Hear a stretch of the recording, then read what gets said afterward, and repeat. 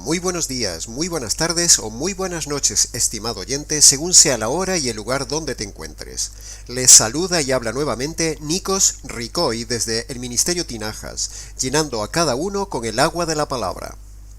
En el día de hoy, en todo el ambiente cristiano que nos rodea, uno de los temas más polémicos y discutidos en la teología bíblica es saber dos cuestiones. Si el Señor Jesús pasó haciendo el bien y nunca pecó, y si Él judicialmente no merecía morir, entonces tenemos dos preguntas.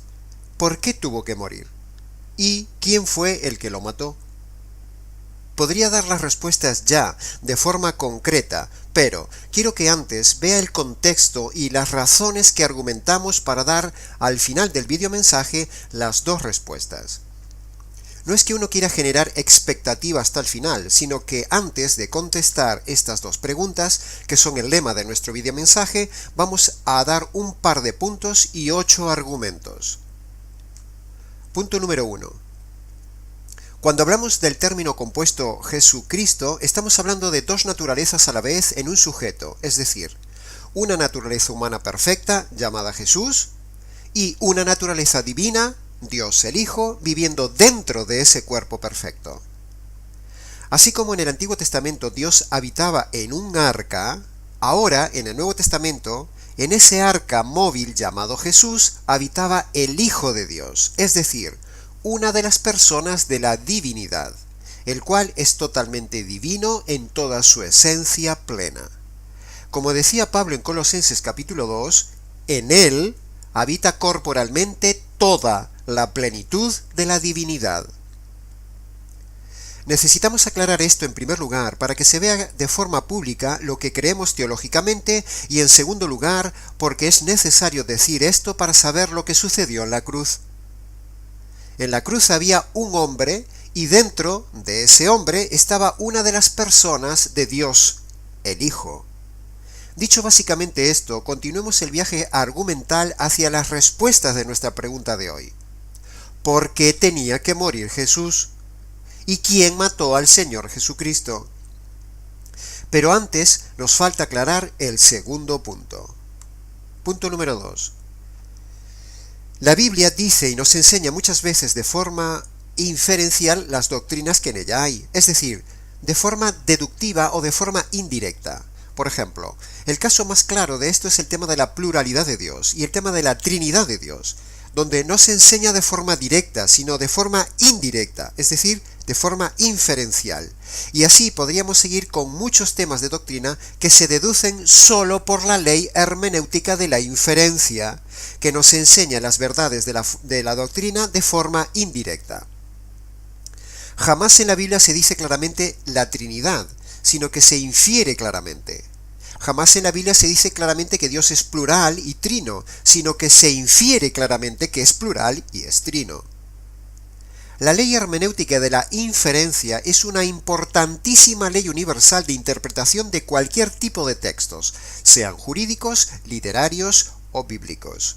Por lo tanto, es muy importante, estimado oyente, comprender esto para responder correctamente a esta pregunta teológica de nuestro videomensaje de hoy, porque lo que vamos a concluir en este mensaje no se dice en la Biblia de forma directa en ningún versículo bíblico, sino que se dice de forma indirecta, es decir, de forma inferencial. Habiendo aclarado estos dos puntos que en el cuerpo Jesús vivía el Hijo de Dios, y que la Biblia dice algunos puntos de forma inferencial, vayamos entonces con los argumentos que nos permiten dar nuestras respuestas a las dos preguntas de este audiomensaje. Primera premisa. La Biblia entera declara que Dios es plural, y más concretamente Dios es trino, como ya hemos visto. Aunque este no es el lugar ni el momento de defender la doctrina de la Trinidad en la cual creemos, igualmente decimos que Dios es una familia. Está compuesta de 3 individuos y los 3 son de la misma naturaleza. Repito, Dios es una familia. Está compuesta de 3 individuos que son de la misma naturaleza. Ahora, si Dios es trino, es decir, 3, Hijo, Padre y Espíritu Santo, y el Hijo estaba abajo en la tierra, hablándole al Padre que estaba en el cielo, hablándole de su abandono, como dice Mateo y dice Marcos, entonces deducimos por pura lógica y descarte que el Espíritu Santo estaba apoyando la decisión del Padre de abandonar y juzgar al Hijo. Es pura lógica. En Getsemaní vemos al mismo Jesús hablando al Padre de la copa de la ira que le caería encima y tendría que beber. En el Calvario vemos al Hijo abandonado clamando al Padre. En Isaías capítulo 53 vemos que todo el capítulo habla de herido por Dios, abatido por Dios, que Dios descargó sobre él el pecado. El castigo de nuestra paz cayó sobre él. Y por último, lo más desgarrador está en el verso 10 donde dice, quiso Dios destrozarle con padecimientos. En Levítico capítulo 16, en el gran día de la expiación en Israel, vemos a un cordero degollado y a otro abandonado en el desierto, ejemplarizando estos dos animales lo que sucedería miles de años después en el Calvario. El Cordero de Dios muerto y el Cordero de Dios abandonado. Por lo tanto, concluimos que dos personas, el Padre y el Espíritu, es decir, al resto de Dios, abandonan a un tercero, es decir, el Hijo de Dios. Hasta aquí la primera premisa. Segunda premisa. Por otro lado, la Biblia habla en Gálatas capítulo 3 que Cristo fue maldito y hecho maldición por el hombre. Eso de maldición implica como poco rechazo, abandono, rotura de la comunión, desprecio, castigo, dolor, desgarro de la unidad divina, aborrecimiento personal y muerte, es decir, separación entre ellos. Tercera premisa. Si Jesús tiene una naturaleza perfecta, entonces el hombre no puede matar una naturaleza perfecta. Unos latigazos, unos clavos y unas espinas no matan a un hombre perfecto. De hecho, muchos hombres en Semana Santa simulan lo hecho por Jesús en el Calvario y siendo pecadores no mueren. ¿Cuánto más Jesús que tenía una naturaleza perfecta y sin pecado? Jesús no podía morir, no había pecado, por lo tanto viviría hasta el día de hoy, y el hombre no puede matar una naturaleza perfecta. Por otro lado, si el hombre matara a Jesús, el hombre tendría una participación activa en la salvación, y eso le daría orgullo al hombre y le quitaría gloria a Dios. La Biblia dice que la salvación es de Yahvé, y que Él no cede su gloria a nadie. Por lo tanto, estimado oyente, por estas dos razones el hombre no fue quien mató a Jesús. Y así quedan descartados los judíos y los romanos. Cuarta premisa. El siguiente candidato sería el diablo, pero estamos en la misma cuestión. El diablo no tiene ni la más mínima participación en el Calvario. No podía tocar el Cordero perfecto, lo tenía prohibido. Es más, Colosenses capítulo 2 dice que Jesús avergonzó al diablo en la cruz. Por lo tanto, si el diablo matara a Jesús, el diablo también se llenaría de orgullo y tendría participación en la salvación. Le quitaría la gloria a Dios y eso jamás sucederá. Por lo tanto, queda así descartado que el diablo no mató al Señor Jesucristo. Quinta premisa.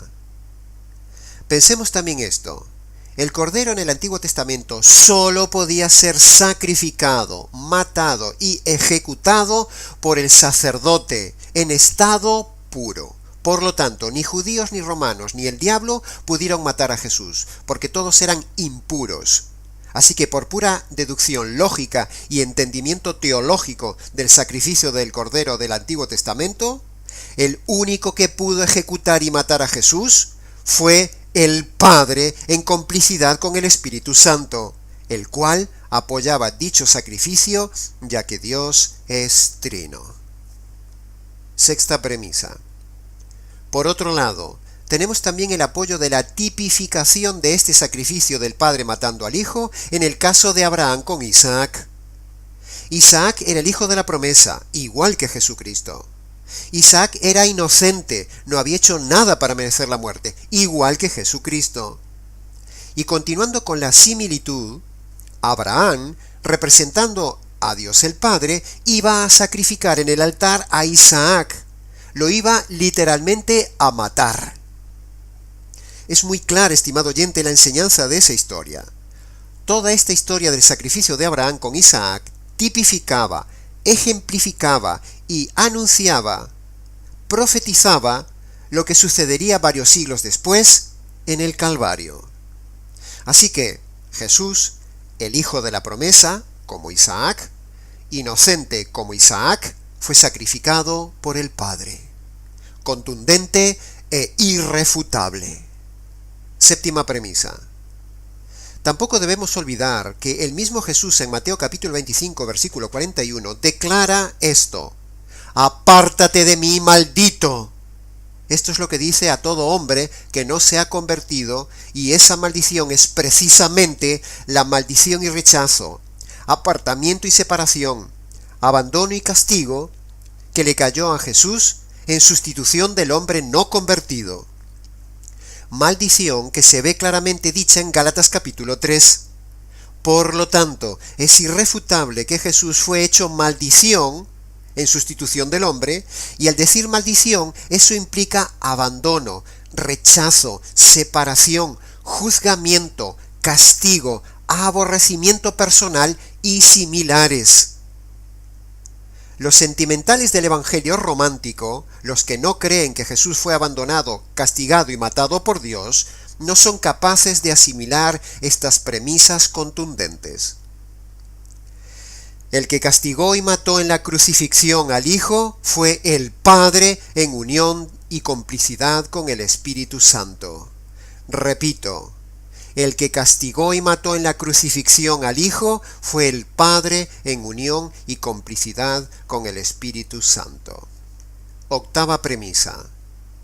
No debemos olvidar, estimado oyente, que la palabra muerte significa separación. Por lo tanto, en la cruz hay dos separaciones a la vez, es decir, hay dos muertes. La primera muerte o separación es la física del cuerpo de Jesús, al cual el Padre le quita la vida. Segundo, la segunda muerte es la separación del Hijo de Dios de la unidad divina, por ser rechazado por el Padre en complicidad y apoyo del Espíritu Santo. Es decir, dos de ellos, Padre y Espíritu Santo, deliberadamente se apartaron, desterraron, desgajaron, desgarraron, destrozaron, los separaron de la unidad divina. Cristo fue separado de la familia de Dios. Esta separación entre ellos se llama muerte espiritual, que es precisamente, estimado oyente, la muerte espiritual que vivirá el inconverso por toda la eternidad, apartado de la presencia de Dios, si no se convierte por medio del Evangelio. Repito, esta separación entre ellos se llama muerte espiritual, que es precisamente la muerte espiritual que vivirá el inconverso por toda la eternidad, apartado de la presencia de Dios, si no se convierte por medio del verdadero Evangelio. Por lo tanto, en Jesucristo hay dos muertes. La muerte física de Jesús, porque está escrito que la paga del pecado es la muerte física, y la muerte espiritual, es decir, la separación que vivió el Hijo respecto del Padre y del Espíritu Santo. Esta muerte espiritual del Hijo de Dios equivale a la muerte eterna o separación eterna de Dios, que es lo que le espera al hombre pecador. Cristo experimenta en la cruz la muerte eterna, porque al ser ellos de esencia divina y eterna, entonces un instante de separación entre ellos equivale a una eternidad. Por lo tanto, el tiempo de separación en el Calvario entre el Hijo y el resto de Dios es equivalente a la eternidad separada de Dios, que es lo que le espera al impío si no cree en el Evangelio. Repito, el tiempo de separación en el Calvario entre el Hijo y el resto de Dios es equivalente a la eternidad separada de Dios, que es lo que le espera al impío si no cree en el Evangelio verdadero. En conclusión, queda demostrado bíblicamente hablando, contra toda refutación, que el que mató al Señor Jesús físicamente y el que rechazó y separó al Hijo de la unidad divina fue el Padre en complicidad y apoyo con el Espíritu Santo. Pero aún nos queda la pregunta siguiente, estimado oyente. ¿Por qué tenía que morir Jesús entonces bajo la ira del Padre? Respuesta. El Padre mata a Jesús físicamente y destierra a su Hijo de la unidad divina para descargar la ira de Dios y así hacer justicia de las injusticias del hombre, para que esta justicia que merece el hombre no caiga sobre el hombre en la condenación eterna. Para que el hombre pueda evitar que le caiga la justicia de Dios sobre él, por causa de sus injusticias, Dios pone dos condiciones a todo hombre. Primero, que reconozca sus injusticias, es decir, que se arrepienta. Y segundo, que el hombre se apropie por medio de la fe de la justicia caída sobre el Hijo en la cruz. Entonces, al haberse arrepentido y puesto su fe en la justicia de la cruz, esa ira y esa justicia que merece el hombre ya no le caerá al hombre en la eternidad. Esta es precisamente la buena noticia del Evangelio verdadero. En la cruz el Padre descarga su ira sobre su Hijo para hacer justicia de tus injusticias, estimado oyente. Escucha bien esto, por favor. El mismo que mató físicamente a Jesús es el mismo que por paciencia hasta el día de hoy no te ha quitado la vida, pero puede quitártela en cualquier momento para que tú puedas ver esta salvación. Y el mismo que desgarró al Hijo de la unidad divina es el mismo que puede abandonarte por toda la eternidad, desgarrado de la unidad divina, en compañía de los diablos para todos aquellos hombres que no se conviertan por medio del verdadero Evangelio. Escapa de ahí, estimado oyente. Reconoce tus pecados y aprópiate de esa justicia que merecías y que le cayó al Señor Jesucristo. Hasta aquí nuestro mensaje. Para conocer más detalladamente el Evangelio verdadero, sus dos noticias y sus dos condiciones, entra en nuestro canal y allí lo verás. Cualquier pregunta, aclaración o comentario del tema de hoy, escríbenos. Les ha compartido nuevamente la verdad, solo la verdad y nada más que la verdad desde España, Nikos Ricoy.